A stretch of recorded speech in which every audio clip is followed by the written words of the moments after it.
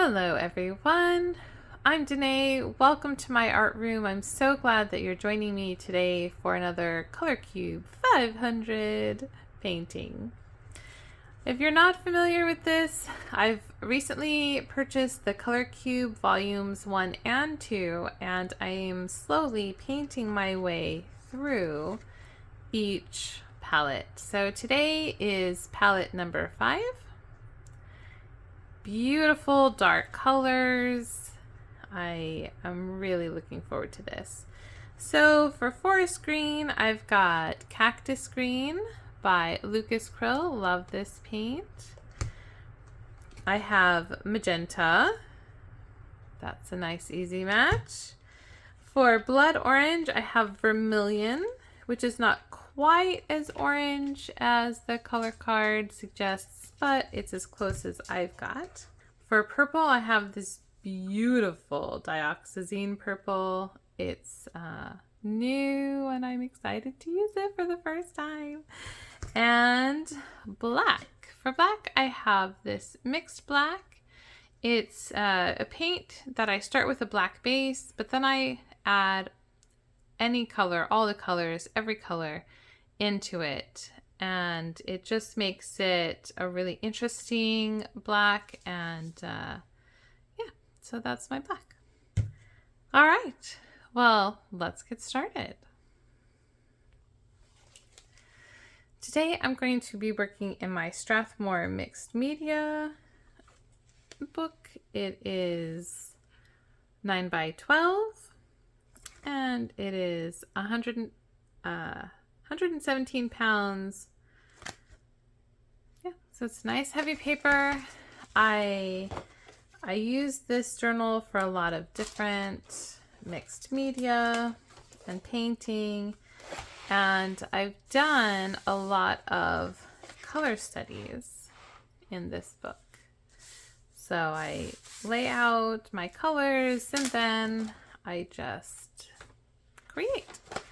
So this is something I've been doing for a while, and I've recently found an artist on YouTube, Denise Love. She does something really cool, very, very similar, where she starts with the color palette and then she mixes it all together. And she works in a Dina Wakley book a lot. Oh, I love her journal. So if you haven't heard of Denise Love, go check her out. You can see a lot more fabulous color studies like this. So, all right, here's where we're going to start.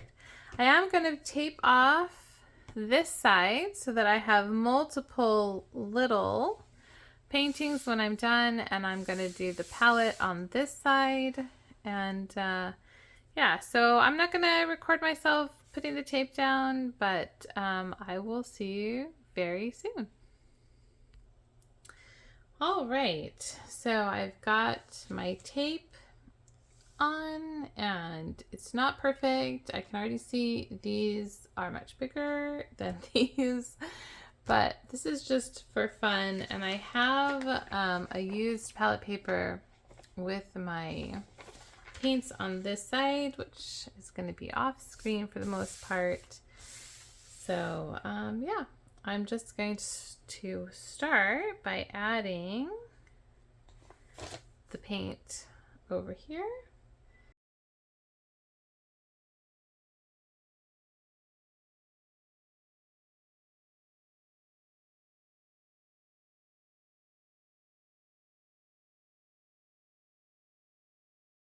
So once those are dry, then I'll go back and I'll write in what I used in case I make something amazing and I want to remember how did I do that. I'll be able to see what I've got. So I'm just going to start with some mark making, and I'm going to treat this like it's one piece of paper without the tape, and then maybe I can get some nice random interesting things to occur. So I've realized I actually create very slowly. So I feel the need to speed these videos up to make them shorter, which then means I do the voiceover or I put them to music. So it's always fun to watch the playback fast. I look much more decisive in fast forward. So I've started with the Stabilo Woody and I've just added water to it to make it smear. And now I'm adding color using this color shaper tool. I really like painting with the color shaper because you don't get as precise a brush stroke as you do with a brush. I'm adding white just to add some layers and make it interesting and lighten some spaces up. All of these colors that I've chosen to paint with today are pretty dark. And so I'm aware that I need to be careful about making lighter versions and adding light contrasting values to this painting. Black is an interesting color to paint with, especially for me in an abstract painting. I want the black to be in the background. I want it to be shadow and depth. So I like to start in my beginning layers with the black so that layers are going to go now on top of it and push it backwards so that in the end it's not so obvious, but it's pushed back into those shadows and it'll create the depth of layers. I called another video of mine Make a Bold Move, and boy, that vermilion stripe was a bold move in this painting. I don't know that I could have made a bolder brush stroke than that vermilion stripe. So I started thinking I wanted to do some line work here, but then it was too neat and too precise, and I wanted it messier. I wanted the paint to move around more. I wanted the edges not to be very defined. So now I'm going back with some water and you'll see just water on my brush. I'm going to paint out, and get rid of some of that line that I created. Acrylics are very, very forgiving. You can do just about anything with acrylics. So here I'm adding some water-soluble crayon in. And this is a green. So because it's water-soluble, if I don't cover it with paint or smear it out with water at the end, regardless, if it's still open to the top layers, it will continue to spread and smear with moisture. So if you use something that is water soluble, you need to fix it with a fixative. And there are several fixatives that are available on the market. They're all really easy to use. You just spray them in. Here I'm adding some more white. It looks kind of gray, but it's the white crayon. And again, just adding that contrast. So I have these dark values, a lot of dark values. And what I need now are some light values so that there's contrast. So going back in with white again, bring some of that light to the front.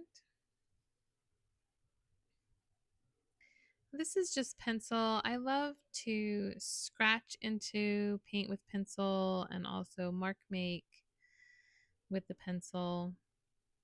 And it's just a mechanical pencil. It's what I had sitting next to me, and so that's what I've grabbed.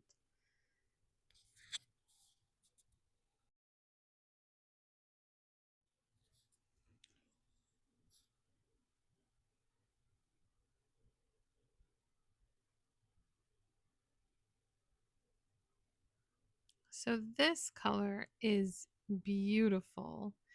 It is the magenta and the vermilion mixed with white. And I mean, it just looks like candy. It's so yummy. So it was a really good choice. I was really happy with this pink. And I could have added even more white to make it even more of a pale, a pastel color. But I was really happy with that color choice. And you can see now that the black has been pushed backwards in most places. And even that bold vermilion stripe from earlier, you can still see it. It's still there, but it's definitely not in such a prominent place anymore. That's what layering does. It lets you create depth and texture and interest and history. I love the history of the painting because you can look back and see those starting layers and kind of, read through the history of the creation of those little pieces.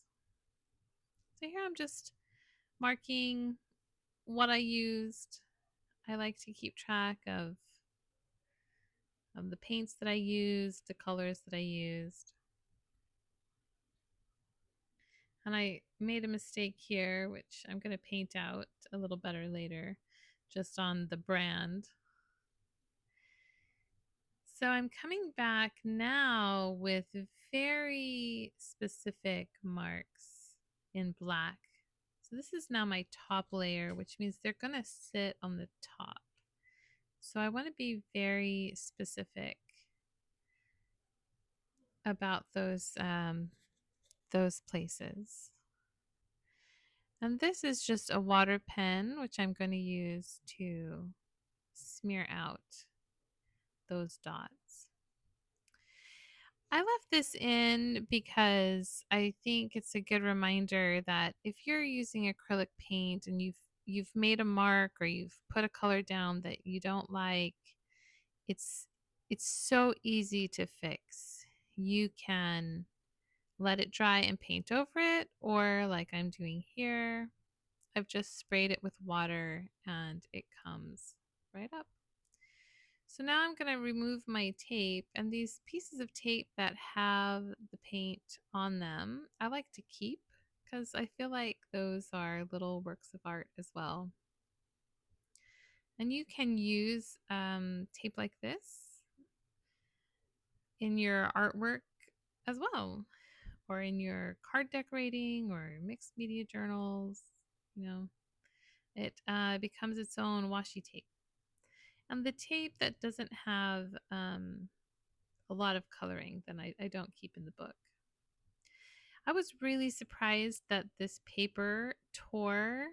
The tape is really good. I very, very rarely have any problems with this tape tearing the paper. So I was really surprised.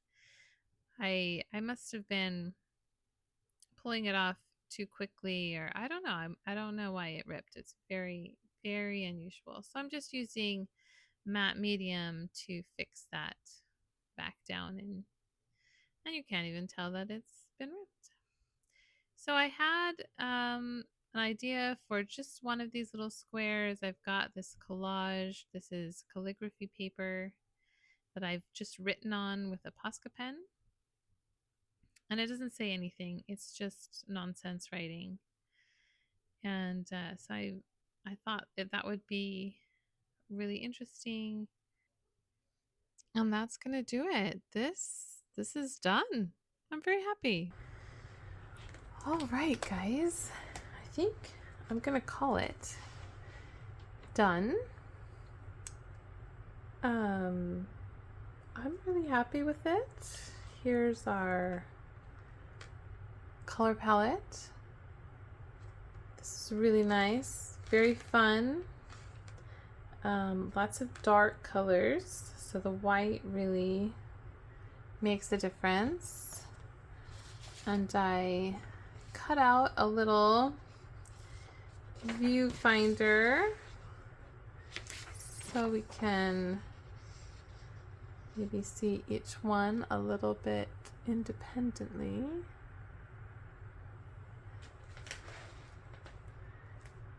All right. So there's one.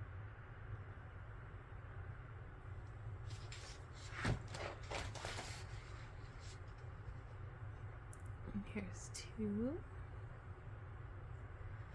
I like these scratches and where the paint's been scratched away, and you can see some of the pencil.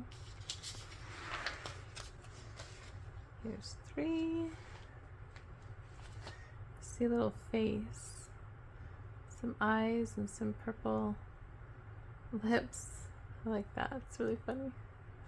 Maybe that's some pink hair up there. Cute. Here's number 4.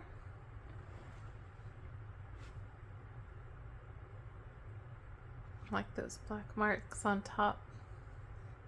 Looks really good. Number 5. Oh.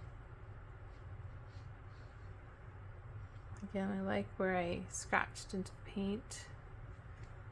Looks really good.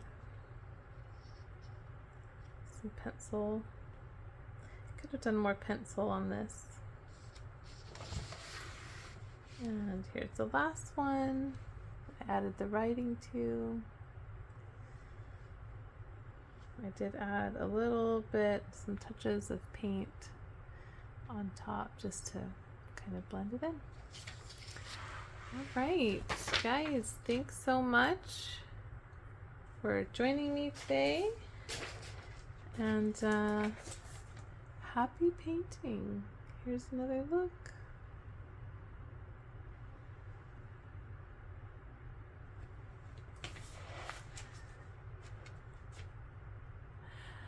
If you enjoyed this video, please consider liking and subscribing. Ring that bell so that you can see my future videos. And you might find some more inspiration and creativity in these videos. Give them a check. Bye!